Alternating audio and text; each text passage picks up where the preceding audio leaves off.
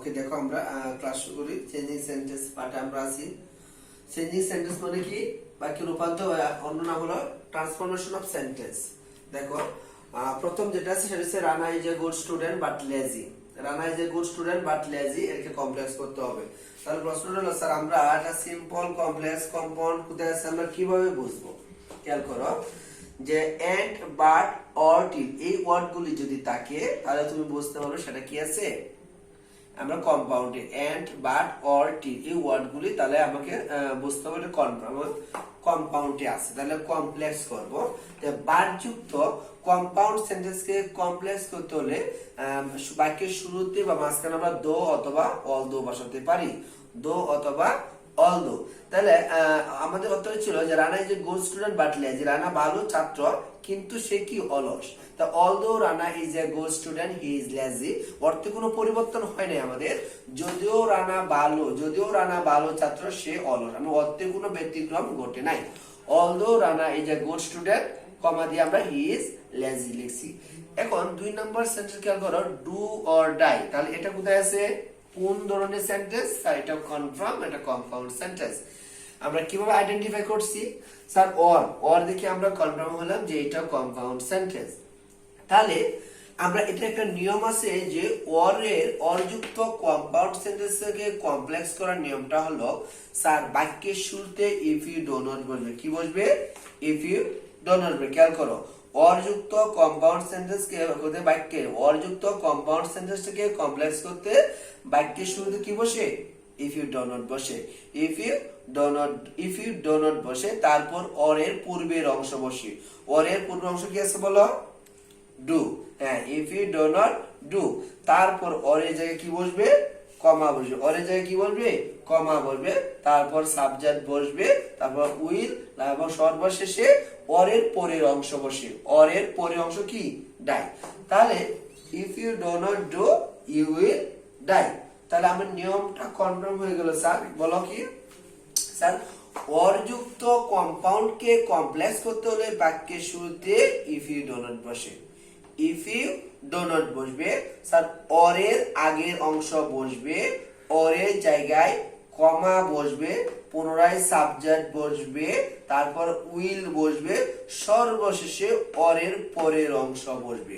তার মানে if you do not do you will die. Okay, আচ্ছা দেখো, তাহলে এটা যদি বুঝতে পারো তাহলে আমাদের আমি আরেকটা বলি read or fail. Read or fail এটা কি হবে? খেয়াল করো তো, রিড অর ফেল। তার মানে sir same if you do not কি বলবো sir? Read. If you do not read, same ভাবে কমা দিব, ইউ উইল, তারপরে কি দিব? ফেল। You will fail. তার মানে if you do not read you will fail, যদি তুমি না পড়ো তুমি ফেল করবে। সেম ভাবে তাহলে বুঝতে পারছি আমরা কিভাবে আমরা বলতে পারি eat or out. Eat or out, খাও না হয় বেরিয়ে যাও। তাহলে কি? If you do not eat you will out, same ভাবে। Sir next do it passive করো। আমরা পড়ছি অ্যাক্টিভ ভয়েস থেকে প্যাসিভ ভয়েস করা, তাই না? অ্যাক্টিভ ভয়েস থেকে প্যাসিভ ভয়েস করব আমরা। স্যার তাহলে ডু ইট মানে কি? প্যাসিভ করতে হবে। প্যাসিভ করা, তার মানে এটা কোন ধরনের সেন্টেন্স? এটা ইম্পারেটিভ সেন্টেন্স। স্যার ইম্পারেটিভ সেন্টেন্সের ভয়েস চেঞ্জ করতে হলে বাক্যের শুরুতে কি বসে? লেট বসবে। স্যার কি বসবে? লেট। তারপর অবজেক্ট বেটা সাবজেক্ট হয়, লেট ইট। কিন্তু আমরা অ্যাসার্টিভ সেন্টেন্সে বাই বসাতাম, কিন্তু এখানে আমরা বসবে বি, লেট ইট বি। কিন্তু সব সময় নিয়ম একটাই, মূল ভার্বের ফার্স্ট পার্টিসিপল। তাহলে do did done, do did done, late it be ডান। তাহলে ইম্পারেটিভ সেন্টেন্সে ভয়েস চেঞ্জ করতে হলে বাক্যের শুরুতে কি বসবে বলো? হ্যাঁ, লেট। তারপর অবজেক্ট সাবজেক্ট হয়, নিয়ম অনুসারে বি, তা মূল ভার্বের first participle, let it be done. Okay, নিচেটা খেয়াল করো সবাই। দেখো 4 না দাও, they are always sincere to their duties. দেখো they are always sincere negative করতে হবে। কি করতে হবে? নেগেটিভ। আগে বলছি অর্থে কোনো পরিবর্তন হতে পারবে না। They are always sincere to their duties, তার মানে কি কথা? তারা সর্বদা আন্তরিক তাদের কর্তব্যে, তাদের কর্তব্য দায়িত্ব কর্তব্যে তারা কি দায়িত্ব পালন, তারা কি সবসময় সিনসিয়ার থাকে। They are always sincere to their duties. তাহলে সিনসিয়ার আমরা কি হবে? আমরা কি লিখবো?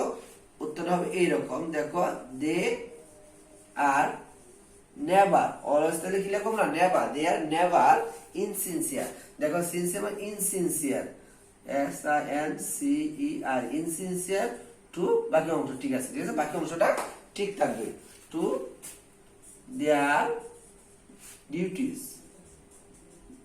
দেখো দেয়ার নেভার, অলওয়েজ তাহলে নেভার, আমরা জানি অলওয়েজ তাহলে নেভার, অলওয়েজ তাহলে নেভার থাকবে, অলওয়েজ মানে সর্বদা, নেভার মানে কি কখনোই না, সিনসিয়ার আন্তরিক, মানে ইনসিনসিয়ার টু দেয়ার ডিউটি, তারা কখনোই তাদের দায়িত্বেও আন্তরিক না, মানে সবসময় তাদের আন্তরিক, তারা সবসময় আন্তরিক থাকে।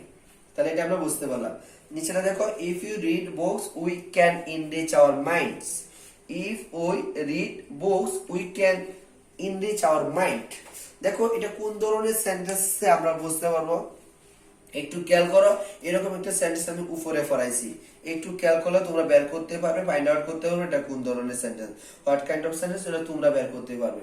একটু খেয়াল করো, এইখানে যে আমরা ছিলাম ডু অর ডাই, অর থেকে তুমি কনফার্ম হয়েছিল, এটা তুমি কম্পাউন্ড সেন্টেন্স কমপ্লেক্স করছো, কারণ কমপ্লেক্স করতে গেলে তুমি ইফ পাইছিলা, ইফ, তাই যেহেতু ইফ আছে তাহলে এটা কনফার্ম কমপ্লেক্স, তাই যেহেতু ইফ এখানে আছে তাহলে এটা কনফার্ম হয়ে গেল, এটা কি কমপ্লেক্স সেন্টেন্স। দেখো এটা হচ্ছে কমপ্লেক্স সেন্টেন্স। তাহলে ইফ যুক্ত কমপ্লেক্স সেন্টেন্স, ইফ যুক্ত অ্যাফার্মেটিভ একটা কমপ্লেক্স সেন্টেন্স এর কি করতে হবে, আমাকে সিম্পল করতে হবে, সিম্পল করতে হবে, সরল বাক্যে নিতে হবে।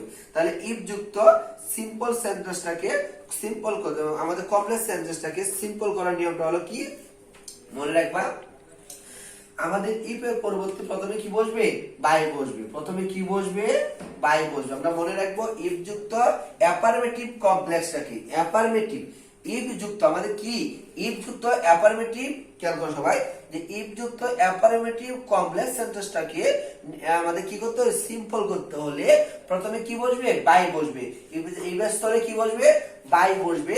এবং ইফ যুক্ত প্রথম যে ক্লাউজ, এই যে ক্লাউজ, এখন ক্লাউজ বলতে আমরা বোঝাচ্ছি, দেখো ক্লাউজে চলে আসতে হয়, ক্লাউজ আমরা এগুলি আসলে ক্লাউজ আমরা পূর্বে আগের ক্লাসে আমরা আলোচনা করছিলাম, ক্লাউজ মানে হলো বাক্যাংশ, ক্লাউজ মানে হলো বাক্যাংশ, বাক্যাংশ মানে একটি বৃহৎ বাক্যের একটি অংশ। ক্লাউজ, ক্লাউজ আমরা তিন প্রকার পড়ছিলাম, আমরা তিন প্রকার, প্রিন্সিপাল ক্লাউজ, সাবঅর্ডিনেট ক্লাউজ এবং কোঅর্ডিনেট ক্লাউজ। খেয়াল করো, principal clause, subordinate clause, coordinate clause. Principal clause হলো যে ক্লাউজ তার নিজের অর্থ নিজের স্বাধীনভাবে প্রকাশ করতে পারে, অন্য কার উপর ডিপেন্ড করে না, সেটা হলো প্রিন্সিপাল ক্লাউজ।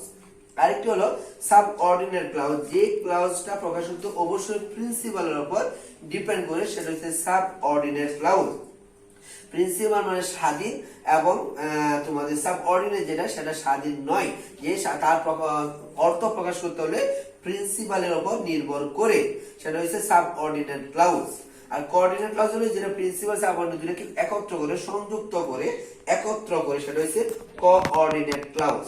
আমরা ক্লাউজ করতে লাগবো, এই জন্য এটা একটা ক্লাউজ, একটা ক্লাউজ মানে ইফ উই রিড বুকস, এটা কমা আছে, দেখো খেয়াল করো এখানে কমা আছে, এটা একটি clause, we can enrich our mind, আমাদের দেখো এটা আরেকটি ক্লাউজ। তাহলে আমরা একটু বলছি যে ইফ যুক্ত অ্যাফার্মেটিভ কমপ্লেক্স সেন্টেন্সকে, ক্লাউজ সেন্টেন্সটাকে যদি সিম্পল করা হয় তাহলে কি বসে, প্রথমে বাই বসবে। তারপর আমরা দেখবো যে প্রথম যে ক্লাউজটা আছে, ইফ যুক্ত প্রথম যে ক্লাউজ আছে, ক্লাউজ প্রথম ক্লাউজ বলতে কি বোঝাচ্ছে, কমার আগের অংশটা, কমার আগের অংশ। এখানে মূল ভার্ব, দেখো ভার্বটা কি খুঁজে বের করো তো, রিড, ভার্বটা কি, রিড। তারপরে হলো এই ভার্বের সাথে, এই মূল ভার্বের সাথে কি হবে, আইএনজি যোগ করতে হবে, কি যোগ করতে হবে, আইএনজি যোগ করতে হবে। দেখো বাই রিডিং বুকস, পরের অংশ ঠিক থাকবে, দেখো বুকস, দেখো আমরা রিডিং মূল ভার্বের সাথে আইএনজি যোগ করে বাকি অংশ, রিডিং বুকস কমা বাকি অংশ ঠিক থাকবে, আর কোনো পরিবর্তন হবে না। We can enrich our minds, তার মানে আমরা ইফ ইউ রিড বুকস, আমরা যদি বই পড়ি, we can enrich our mind, আমাদের মনটা কি সমৃদ্ধ হবে, আমার মনের জ্ঞান বৃদ্ধি পাবে, আমাদের মন সমৃদ্ধ হবে। If you read books we can enrich our mind, by reading books we can enrich our mind, এভাবে আমাদের করতে হবে। তা আমরা আজকের আলোচনা এখানে শেষ করে দিচ্ছি, পরবর্তীতে আমরা নেক্সট ক্লাসে আমরা বিস্তারিত আলোচনা করব চেঞ্জিং সেন্টেন্সের উপর, আমরা ট্রান্সফরমেশন সেন্টেন্সের উপর বিস্তারিত আলোচনা আমাদের আগামী ক্লাস থাকবে। আজকের মতো আমাদের এখানে ক্লাস করছি, ভালো থাকো, আল্লাহ হাফেজ।